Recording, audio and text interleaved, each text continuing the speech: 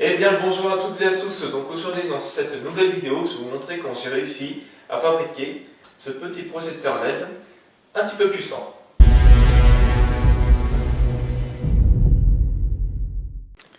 Bien, donc nous allons commencer par le commencement. On va commencer donc par l'alimentation. Alors pour l'alimentation, donc j'utilise un transformateur donc de 12 volts et de 3 ampères si je me rappelle bien. Voilà, là c'est marqué, hein, 12 volts, 3 ampères. Voilà. Et donc le courant donc, arrive dans ce boîtier via cette prise jack DC. Voilà, tout simplement. Et donc sur le boîtier, on retrouve donc deux boutons. Donc le bouton on-off pour démarrer donc, tous les circuits électroniques. Et le deuxième bouton donc, qui permet en fait de varier l'intensité. Donc je pensais utiliser un potentiomètre, mais malheureusement ça marchait pas aussi bien que ça. Voilà, donc normalement, hop, ici, j'allume, hop, le ventilo se met à tourner. Voilà, ce qui est bien, c'est qu'on l'entend pas énormément. Ici, lorsque j'abaisse, on est à 50%, qui représente ceci. Voilà. Et quand on met donc bien sûr 100%, eh ben, disons que ça bombarde plutôt bien. Voilà, tout simplement. Et maintenant, donc, on va voir un petit peu ce qu'il y a à l'intérieur. Tout le courant, donc les 12 volts arrivent via ces câbles-là, donc l'interrupteur on-off, qui est donc ici. Voilà, donc c'est celui-ci. Et donc tout le courant arrive donc dans ce circuit primaire qui va donc convertir le 12 volts en plus de 35 volts. Donc ce qui est la tension, comment dire, nécessaire pour alimenter la LED, puisque c'est quand même une LED de 100 watts. Et elle demande quand même une tension de fonctionnement entre 32 et 35 volts. Donc, comme quoi, il faut vraiment un circuit comme celui-ci.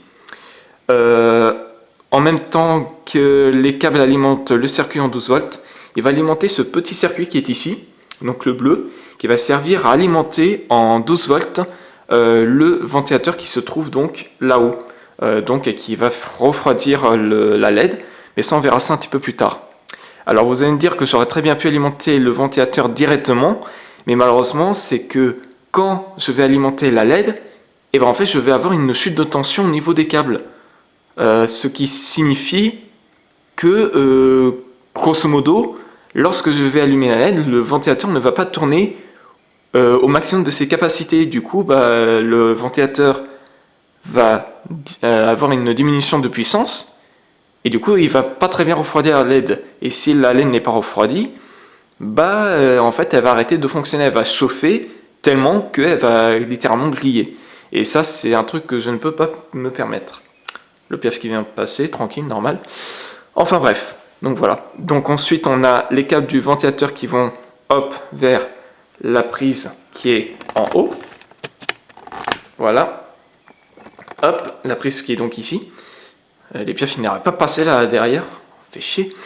Donc voilà. Et la sortie donc des 35 volts du circuit pour alimenter la LED, donc pareil. Et donc, tout sort par la prise qui est ici, donc la prise verte. D'ailleurs, on va faire un petit zoom dessus rapide. La prise, alors, faut savoir une chose, c'est que malheureusement, ce type de prise n'est pas facile à trouver dans n'importe quelle quincaillerie, comme Leroy Merlin, Castorama, etc., etc. Ce sont des prises spécialement conçues pour l'aéronautique et l'aérospatiale. Donc c'est un système qui se présente comme ceci, donc avec 4 bornes. Donc ici, il y a 2 positifs, 2 négatifs pour alimenter à la fois la LED et le ventilateur.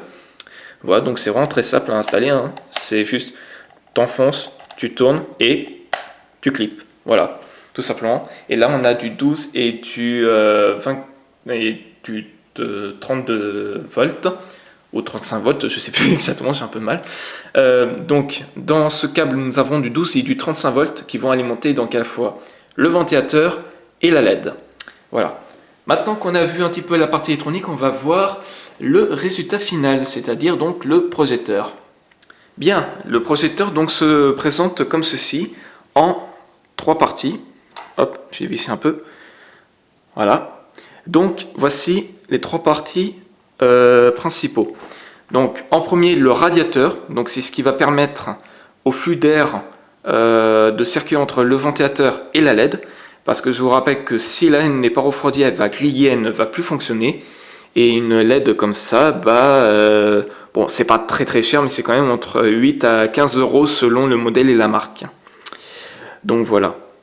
Donc grosso modo, comment ça fonctionne? Alors, pendant que la LED est alimentée, nous avons donc le projecteur qui est refroidi donc par le ventilateur qui est en train de tourner là. Et donc, le ventilateur va souffler de l'air frais sur le radiateur, donc avec les LED. Voilà. Donc en fait, les LED, à quoi ça sert? C'est très simple, à augmenter la surface de contact. C'est-à-dire que plus vous avez de surface de contact qui est refroidie, mieux sera l'efficacité de refroidissement de la LED. Voilà. Donc maintenant, on va passer à la LED, que voici. Donc là, je ne l'ai pas allumé. Parce que si je l'allume, on va pas avoir grand-chose en fait. Bon, on va mettre à 50% pour voir. Oui, je sais, c'est pas vraiment 50%, mais bon, ça évite de trop puiser sur le ventilo en même temps. Donc voilà. Donc la LED, elle est vissée sur le radiateur, et donc là, vous voyez, j'ai fait une soudure sur les bornes. Voilà, c'est tout con. Voilà. Et donc la LED, elle est refroidie par le radiateur sur lequel est soufflé donc de l'air frais grâce au ventilateur qui se trouve ici. Voilà. Mais par contre, il ne faut pas oublier une chose, c'est que la LED fonctionne comme un microprocesseur d'ordinateur. C'est-à-dire que oui, il faut la refroidir, mais pas n'importe comment. C'est-à-dire que si vous vissez votre LED directement sur le radiateur, l'efficacité du refroidissement ne va pas être vraiment géniale. C'est pour ça qu'entre la LED et le radiateur, j'ai mis ce qu'on appelle de la pâte thermique. Donc vous pouvez en trouver très facilement dans n'importe quel magasin d'informatique, ou alors en commander directement sur Amazon, eBay ou LDLC, éventuellement. Donc voilà. Et au final, on se retrouve avec un projecteur LED d'une puissance de 100 watts. Bien, maintenant que je vous ai montré un petit peu le fonctionnement du projecteur et également son efficacité et donc sa puissance, on va attendre qu'il fasse un peu plus sombre dehors, donc on va attendre la nuit, et on va tester donc ce projecteur là avec le projecteur de 4 watts que j'utilise actuellement, plus le projecteur LED flexible de 40 watts que j'ai fabriqué lors de ma vidéo précédente, il y a quelques semaines, donc voilà. Donc on va attendre un petit peu qu'il fasse un peu plus sombre dehors. Ok. Donc là ça y est, le soleil est pratiquement couché, ouais. Bon, il reste encore un peu de luminosité, mais bon. Donc là actuellement je suis en train de m'éclairer avec le projecteur LED de 4 watts. Et maintenant je vais allumer le projecteur LED flexible de 40 watts. Vous allez voir, il y a une grosse différence. Regardez. Voilà. Déjà je suis plus lumineux. Hein. Je sais pas si... Normalement on devrait voir les buissons qui sont un peu plus lumineux. Hein. Ouais, un peu plus éclairés. Bien. Ouais, cette fois-ci on va passer aux choses sérieuses, on va passer aux 100 watts de puissance. Ce panneau LED là, le flexible, il va passer pour une petite merde. J'ai hâte. Ok. Ça range beaucoup mieux. Les buissons ils sont plus lumineux là, non? Ah putain, ah ouais, tu restes devant, c'est bon, t'es aveugle hein. Ah putain la vache. Bah écoutez, j'espère quand même que cette vidéo vous aura plu. Si c'est le cas, n'hésitez pas à mettre un pouce bleu en l'air.